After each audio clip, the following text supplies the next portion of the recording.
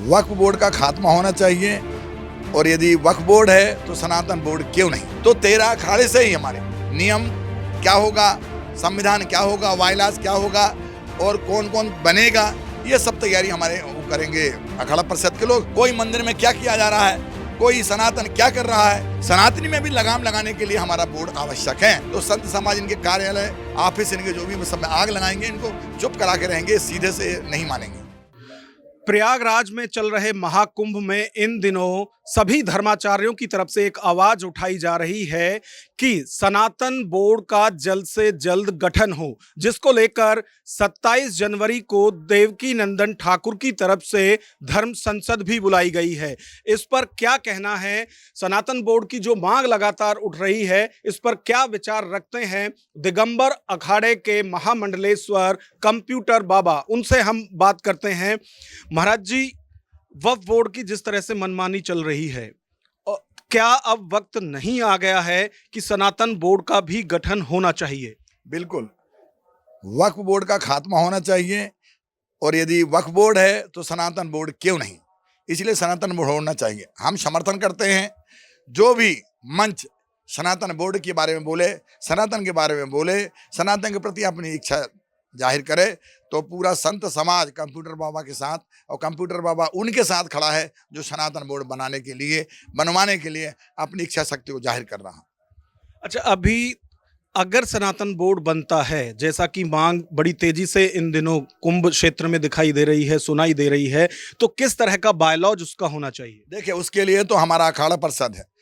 पूरे भारत में जितने भी संत हैं वो 13 अखाड़े से हैं, और 13 अखाड़े के हैं, तो इसलिए वो संत जो है वो हमारे 13 अखाड़े से ही होंगे।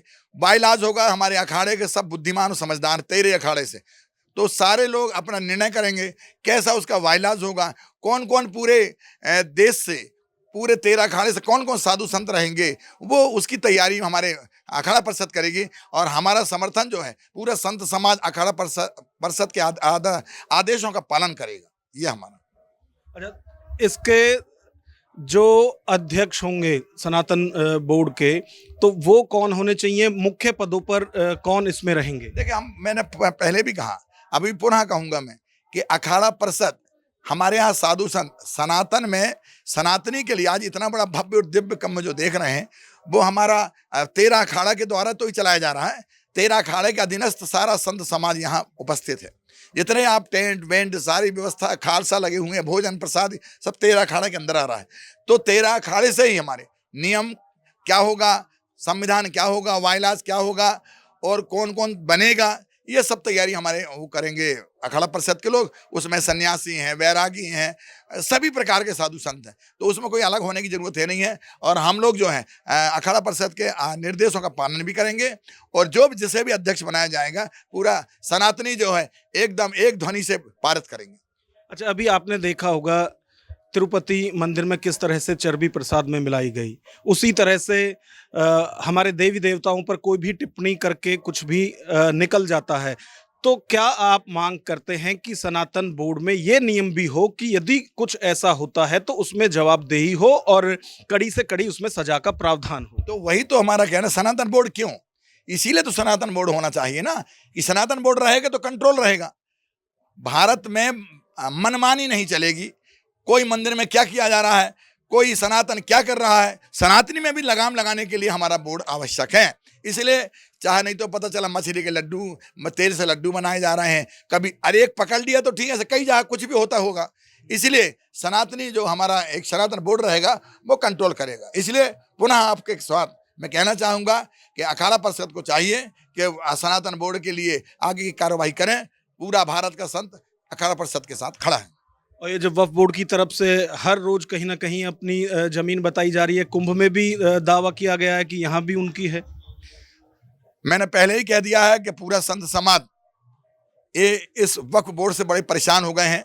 आए दिन इनका यही काम है। मैं तो कहता हूँ जितने इनके कार्यालय हैं, ऑफिस, इनके सब में आग लगा दी जाए और इनको किसी भी प्रकार से छोड़ा ना जाए, क्योंकि ये आए दिन कभी ये मेला को ही इन्होंने, ये जो मेला को इन्होंने कह दिया वक्फ बोर्ड की जमीन है। मतलब यह है कि गंगा पहले आई है कि इनका वक्फ बोर्ड पहले आया है, मेरी समझ से परे है। इसलिए पूरा संत समाज अब इन्होंने जब अति कर देंगे तो संत समाज इनके कार्यालय ऑफिस इनके जो भी सब में आग लगाएंगे, इनको चुप करा के रहेंगे, सीधे से नहीं मानेंगे। 16 नवंबर को दिल्ली में जो देवकीनंदन ठाकुर की तरफ से धर्म संसद बुलाई गई थी, उसमें अखाड़ा परिषद की तरफ से रविंदर पुरी जी ने पूरा समर्थन उनका किया था और वहीं ये कहा गया था कि 27 जनवरी या किसी भी तारीख को कुंभ क्षेत्र में ये धर्म संसद बुलाई जाए, जो अब 17 जनवरी को है। तो क्या आप उसमें पहुंच रहे हैं? नहीं, देखिए, अखाड़ा परिषद जहां खड़ा है वहां पूरा संत खड़ा है, ये बात हमारे मानने की है। तो अखाड़ा परिषद जहां खड़ा है वो हम सब लोग हैं, कोई बुलाने ना बुलाने की बात, हमारा अखाड़ा परिषद यदि वहां उनके साथ खड़ा है तो पूरा संत समाज के साथ खड़ा है। यानी सनातन बोर्ड का आपको खुला समर्थन? बिल्कुल, सनातन बोर्ड का खुला समर्थन है और माननीय प्रधानमंत्री से हमारा अनुरोध है कि यदि वक्फ बोर्ड है तो सनातन बोर्ड क्यों नहीं, इस बात को लेकर के सनातन बोर्ड होना ही चाहिए। तो ये थे महामंडलेश्वर कंप्यूटर बाबा, जिन्होंने पूरा समर्थन सनातन बोर्ड को किया है और साफ तौर से कहा है कि अभी नहीं तो कभी नहीं। कैमरामैन विवेक के साथ Nagendra Bhati, news watch India, Prayagraj.